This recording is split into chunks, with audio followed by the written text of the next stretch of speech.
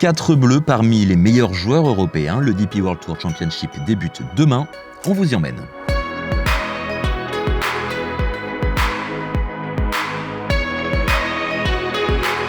C'est donc l'heure du règlement de compte final du DP World Tour. Pour la 14e année consécutive, les meilleurs joueurs du circuit européen ont rendez-vous cette semaine à Dubaï pour la grande finale du circuit.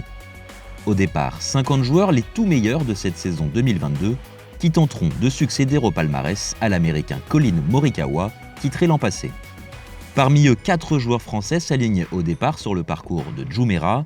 Seul bleu titré cette année, c'était aux Pays-Bas.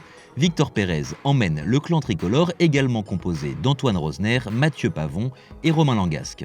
Forcément, non, c'est toujours une belle récompense. C'est le signe d'une saison aboutie et complète et sérieuse. Voilà, donc c'est bien. On est 50 joueurs, c'est peu.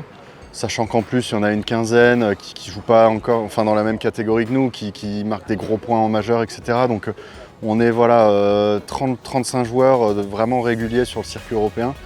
Et non, ça veut dire qu'on a fait vraiment une bonne saison, donc content d'être là et essayer de faire une bonne semaine. Au programme de ce tournoi à champ réduit, 4 tours sans cut pour les Bleus, sur un Earth Course qui fait désormais partie des parcours mythiques du circuit européen. J'aime bien ce parcours, je m'entraîne souvent ici quand je viens en janvier faire mes stages de préparation. Donc c'est un parcours qui m'est familier. Après c'est vrai que l'entretien est bien sûr un petit peu différent. Le parcours est préparé un peu différemment de ce qu'on peut retrouver en janvier.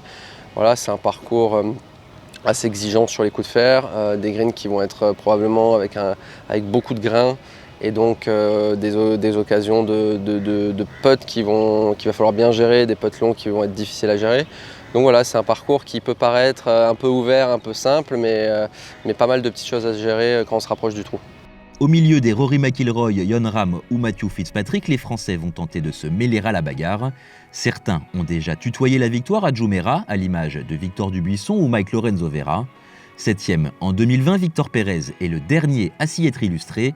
C'est bien sûr l'objectif de la semaine pour les Bleus. Il y a les 7 des 20 meilleurs joueurs du monde qui sont là, donc on sait que ça va jouer au golf et qu'entre guillemets, eux, ils vont pas avoir le pied sur le frein, tu vois. Donc autant la semaine dernière, j'étais là pour me qualifier cette semaine, autant cette semaine, je vais pas être stupide, j'ai une stratégie qui est en place, je vais la suivre, mais je vais vraiment prendre ma chance et j'aimerais dimanche avoir la chance de pouvoir gagner ce tournoi. Donc non, je pense que je vais essayer d'être vraiment patient parce que c'est un parcours qui est pas très exigeant du team et qui demande quand même qui demande avec la chaleur et le niveau de jeu que ça demande, il faut être concentré. Donc non, je vais faire de mon mieux et puis on verra ce qui se passe.